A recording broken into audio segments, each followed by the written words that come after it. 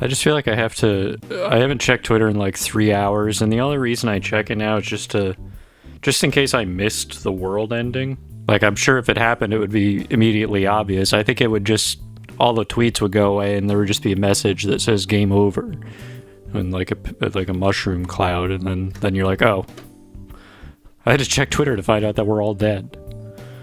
But that should be quick to figure out. It's not like the Hindenburg where you hear about the launch of this balloon and you're like, I wonder how much humanity there's going to be.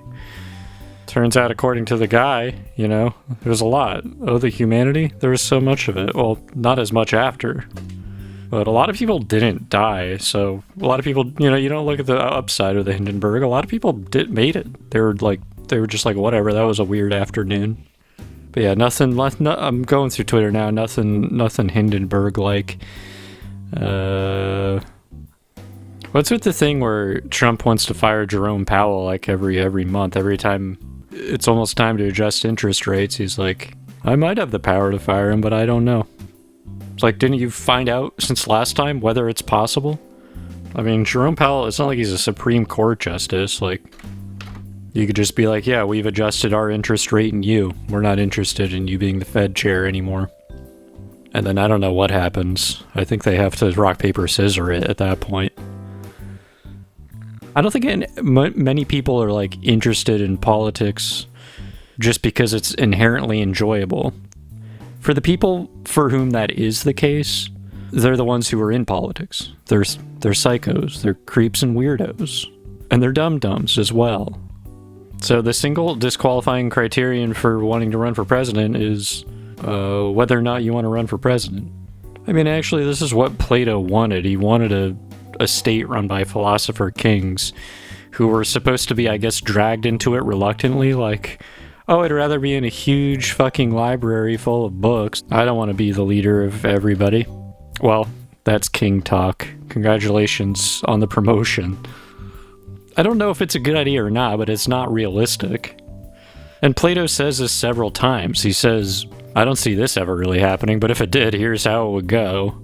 Which seems like kind of just a huge waste of time for everybody involved, which, like, there were points reading the Republic where I was like, I kind of get what the Romans and, like, the Spartans thought of the Athenians. Now, it was kind of a prototypical nerd versus jock thing.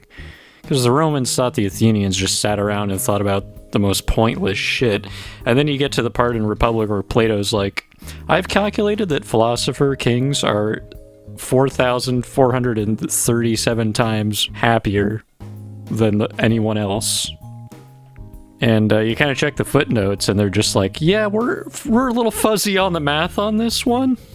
But it kind of makes sense in the context of the theory of forms, it makes sense that there is a perfect idealized thing that in some sense is more real on a plane of reality that we just can't see. Like the number 7 is just there. It's like a children's TV show where kids learn about numbers up there. It's insane. They got the count. And so it makes sense that you establish an idealized, dare I say, platonic ideal of that thing, and by striving towards it, you improve everything because you're guided by some kind of transcendent principle that is more meaningful and more real than anything you can touch or see. The work that you do to make the world in the image of those ideals, the very process in itself improves the world, even though you accept that it can't possibly be perfect. At most, it could be 4,437 times better. We don't know if it can go any higher than that, but we're looking into it. We're looking into that and whether we can fire Jerome Powell. Jerome Powell, he looks like a fucking nerd. You could probably just corner him in a bathroom and he'd probably pee himself. You'd be like, you can be ambassador to that fake European country from the Princess Diaries, but you're not allowed to change what the numbers do. Okay, well, it's time to find out the biggest disaster. 10 deadliest disasters by highest estimated death toll, excluding epidemics and famines. Calcutta Cyclone, 1737. It killed 300,000 people. Jesus Christ. Well, Don't really have a joke for that. I'm not really sure how I could think this segment was going to have any legs. You know, I live in a state where we don't get bad disasters. We get the disasters that just like ruin your weekend. You can die in our natural disasters if you're a noob. But otherwise, it's easy. I mean, I survived. It hit the coast near Kolkata on the morning of October 11th, 1737. This one says 3,000 people. This is Wikipedia. Now hold on a second. You know what? Maybe we should start asking more questions about the Calcutta cyclone. I've seen the footage. I've read the interviews. Cyclones just don't work like that. You guys are so worked up about the Epstein files. This is going to be Trump's next distraction. He's just going to be like, I don't know, how about this Calcutta cyclone? Well, I guess just for balance, we should look at the least fatal disasters in history. I was going to say the end of Game of Thrones, just to make a reference to a popular, IP, but then I realized actually a lot of people died at the end of Game of Thrones. I don't know, I was just watching Game of Thrones, I'm like, yeah, it's a story where some stuff happens. Don't take it too seriously. I mean, it's literally called fantasy. And everyone's response was, no, actually, this is my new religion. And naturally, they got mad because, I don't know, Elsa's ice castle melted. I don't remember the plot. Okay? I'm unconsciously doing this thing I just found out about, which I just think is really funny. It's called a Beijing bikini. It's basically a derogatory term for this trend of Chinese men rolling their shirts up when it gets really hot out. And I just found myself doing it, but it feels good. I don't know, isn't it hot guy summer? Right? How do we know which summer it's gonna be? I think it's based on astrological movements, but I think we're in hot guy summer with weird guy fall rising. That's what the crystals are telling me. So, I don't know. What do I usually do on here? I just ate a pasta. I had a pasta, singular pasta. We've been watching Stanley Tucci Goes to Italy. Watching Stanley Tucci is a little frustrating because I don't believe in it. Not that I don't believe Italy is real. I think that Stanley Tucci isn't real. Because when he eats something in front of the person who spent 40 years perfecting the craft of making, like, I don't know, a pasta, just one single piece of pasta, but it's the best piece of pasta that exists on Earth. It's just they can only make one of it. And Stanley Tucci gets to just, like, slurp on it, and he's like, this is the most incredible thing I've ever had. You know, I don't know if he's telling the truth. He is an actor. That's the problem. But it's like, well, dude, you're gonna, if that's true, that that's the best thing you've had in your life, you're gonna have to backtrack and go back to the last guy you saw earlier today, who put, like, a bunch of shit on a fish in a pan, and it was... I don't mean to disparage what people who make food do. I just don't know a lot about it. So I don't know what they're doing in there. When I'm at a restaurant and I'm by the kitchen, I get little glimpses into what's going on, and it's so beyond my comprehension, I get scared. But I like to watch, like, cooking shows and stuff because I have to face my fear. So, Stanley Tucci, here's my advice to you. Just be real with me. It's like if someone was on Fear Factor, like, eating bugs, and they're like, this is honestly changing the game in terms of flavor. And obviously there's tons of amazing food in Italy. It's not that I believe he doesn't like any of it, but there's got to be one thing. There has to be one, and so far I haven't found it. What I'm proposing to Stanley Tucci, who I assume is listening, is that we develop a secret code you can signal to those in the know when you're in distress. Don't eat offal. Don't eat it. It's called awful. It's called what it is. Noun and adjective, covered. If you don't know, it's the internal organs of animals. It worked because, because they were fucking dirt poor. And I guess the way that it developed from that was like, we're not going to stop eating this. We're just going to add stuff to it. And in some cases, that's probably great. In other cases, it's like, maybe we should just order pizza tonight, I still have to get through Travel Corner because I was in Scotland 2 weeks ago. And then I was in London also 2 weeks ago.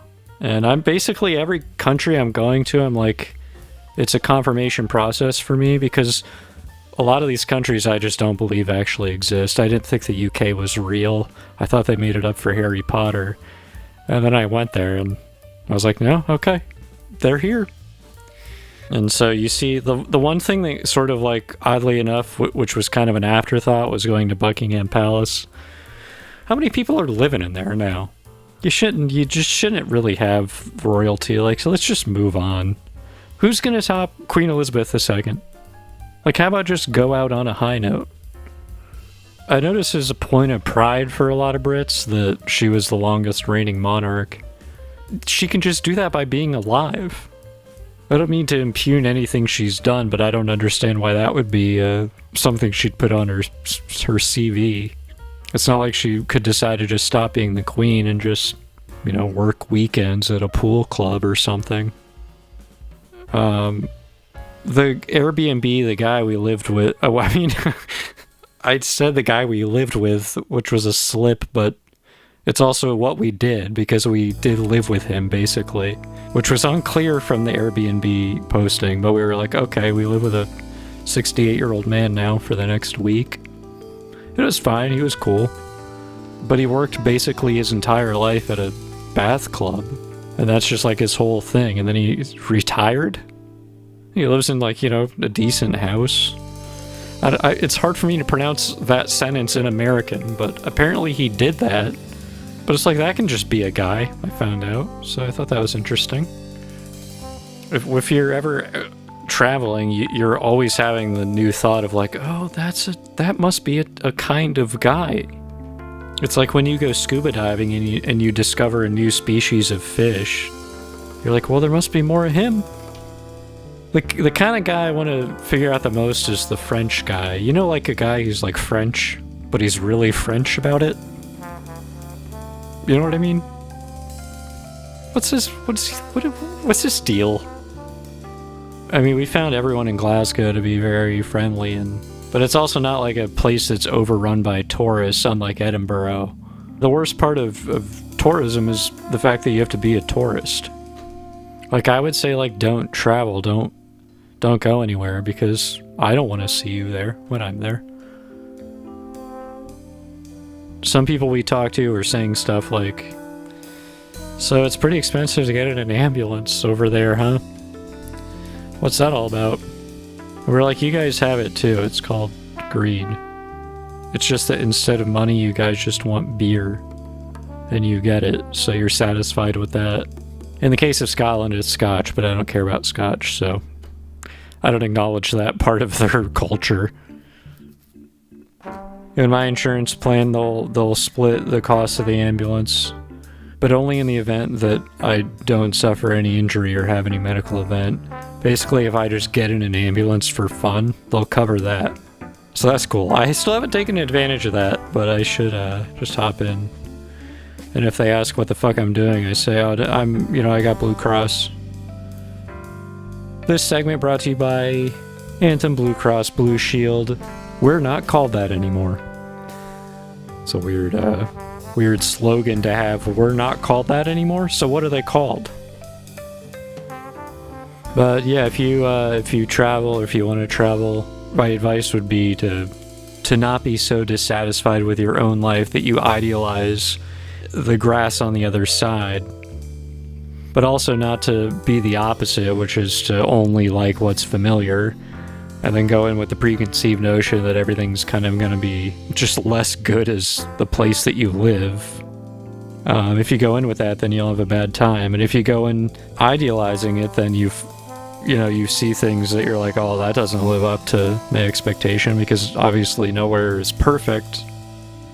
I'm only interested in like how people live. I like to think about being like a weird type of guy.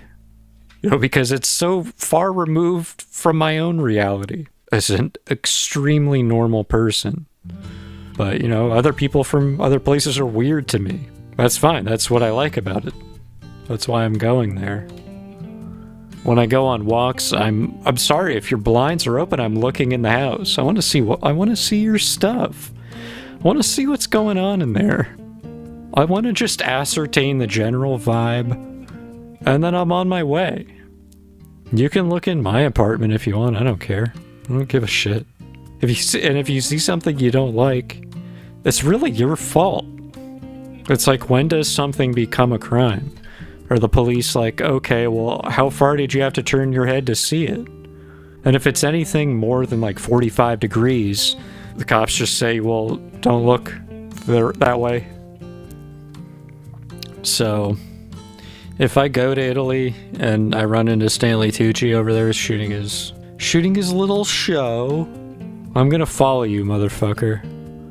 I'm gonna watch you react to every single thing you experience.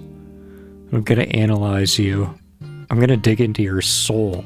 And I'm gonna find out if you really are enjoying that chicken piccata.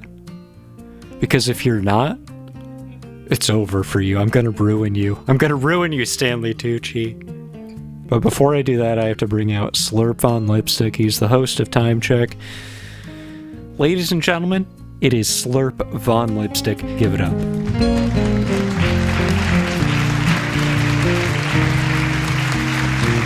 Thank you so much, everybody. Time Check #1 podcast segment. That is a direct quote from a man who spoke very poor English, who I met at a market. He recognized me from the podcast. Don't know how. Must be, as the kids say, it must be my aura.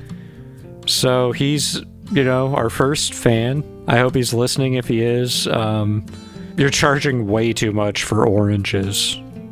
And you should be shut down. But that's not the point of Time Check. The point of Time Check, as it has been previously explained, and I think demonstrated to the fullest extent possible, what Time Check is. I've only done it, 500 times? How many episodes have I done? Maybe it feels like I've done more time checks just because of the private time checks I've done for big clients willing to fork out the money for me to come to them. Intel, Google, they all have me come to these corporate retreats and do time check, and it just gives them a chance to nap so they can pass the time in their miserable lives. And a lot of people say that, the podcast is pretty much just the same thing. It's just people who are just so miserable that they're like, I guess I'll listen to a podcast. You don't listen to a podcast until you're worn down to a nub. You're like, I guess it's time to put voices in my head. And if I have to be that voice, fine. If I'm called upon in the line of duty to do time check for that Serbian man, then I will answer that call. And I'll say it's 12:39 a.m., which is real. That's actually true. I'm not like Stanley Tucci. If you ask him the time, he'll just lie to you, even though he has a really expensive-looking watch on in every shot. It probably doesn't even work. It's probably just a prop. But I'm not going anywhere. I can't travel at all because I'm on something called lifetime jury duty, where basically I live in an attic space in the courthouse and I don't have to pay rent, but several times a week they put a chain on me and drag me down to the courthouse when they're short a juror. So I have to be domestic for that. I can't go far. If I get too far from my district, somebody with a blow dart shoots me in the neck and knocks me out and they bring me back. Lifetime jury duty, it starts at birth. You understand? It's like original sin. I mean, I'm sorry, this was a practice they've since ended, but they did put babies on juries. I was one of them. I made a lot of poor decisions early on that I still regret. And I don't regret hosting Time Check, which it has been a pleasure to do. Ladies and gentlemen, I've been Slurp Von Lipstick, and may the spirits guide you. See you later.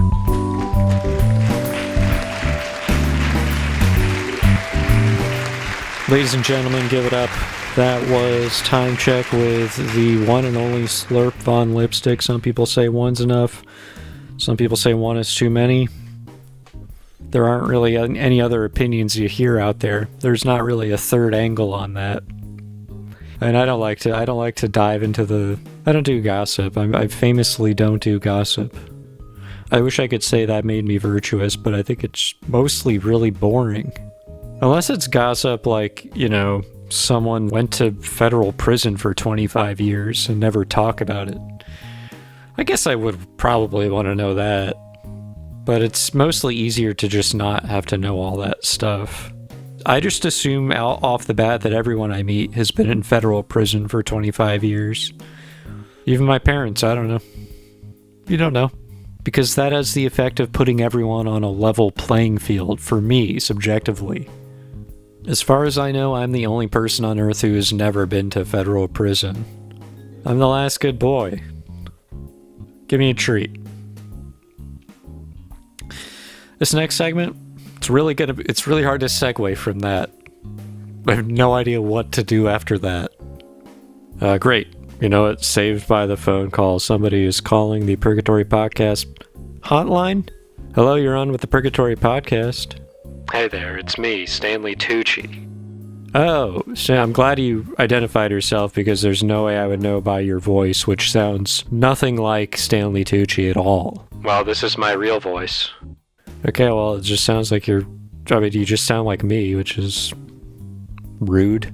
I'm here to address the points being raised against me, and I'd like to say, on the issue of whether I truly enjoy all the food that I eat, I'll tell you one thing. I've loved it all. Every bite, every morsel, even the dog lettuce. What episode is dog lettuce in, and what is dog lettuce? It's in a deleted scene. It was too upsetting to American test audiences. Well, what is it? It's pretty good. It's pretty good? It's not amazing? You can't bring yourself to say that you liked dog lettuce, can you? Is that why the scene was deleted? Also, what the fuck is dog lettuce? It's just a food that's good to eat. It's good. It's good. You didn't like it, did you?